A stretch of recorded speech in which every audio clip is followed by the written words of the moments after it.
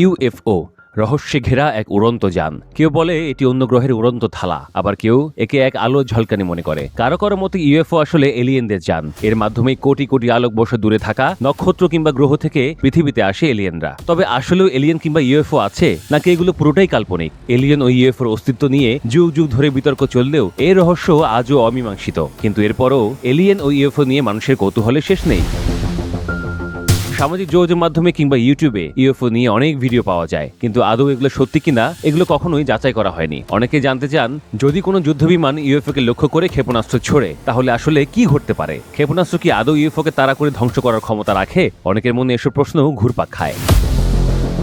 কিন্তু যুদ্ধবিমান কি আদৌ কখনো ইউএফওকে তাড়া করেছে? উত্তরটা হচ্ছে হ্যাঁ। এমনই এক দাবি করেছে ভারতীয় গণমাধ্যম WIO নিউজ। তারা দাবি করেছে বেশ কয়েকবার সামরিক যুদ্ধবিমান ইউএফওর মতো অজানা উড়ন্ত বস্তুকে তাড়া করেছে। এসব বস্তু সাধারণত খুব দ্রুত গতিতে ও অস্বাভাবিকভাবে চলাফেরা করে। কিছু ঘটনায় যুদ্ধবিমানের পাইলটদের সেগুলোর দিকে ক্ষেপণাস্ত্র ছোড়ার নির্দেশও দেওয়া হয়েছিল।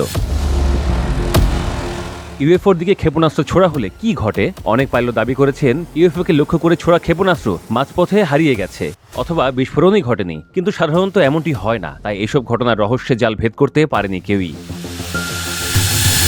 কিছু রিপোর্ট বলছে অনেক ক্ষেত্রে ক্ষেপণাস্ত্র লক্ষ্যভ্রষ্ট হয় বা ইউএফও এত দ্রুত সরে যায় যে লক্ষ্যভেদ করা সম্ভব হয় না। অনেক সময় পাইলটরা বলেছেন বস্তুটি হঠাৎ অদৃশ্য হয়ে যায় বা দিক পাল্টে ফেলে, তাই এগুলোকে ধ্বংস করা যায় না।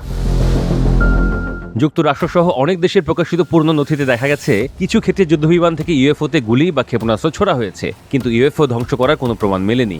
এ বিষয়ে তদন্তও হয়েছে, কিন্তু পরিষ্কার প্রমাণ পাওয়া যায়নি।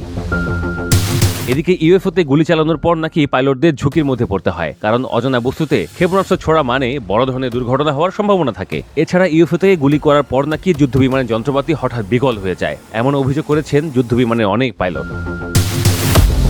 তবে বেশিরভাগ বিজ্ঞানীর মতে ইউএফও মানেই এলিয়েন যান নয়। আবহাওয়ার তারতম্য, সামরিক ড্রোন কিংবা অন্য কোনো প্রযুক্তির পরীক্ষা, গ্রহ কিংবা নক্ষত্রের পতন অনেক সময় ইউএফওর মতো মনে হতে পারে বলে মনে করেন তারা। নাসা ও অন্যান্য গবেষণা সংস্থা বলছে ইউএফও আসলেই যে ভিনগ্রহীদের যান, এখন পর্যন্ত এর কোনো প্রমাণ নেই।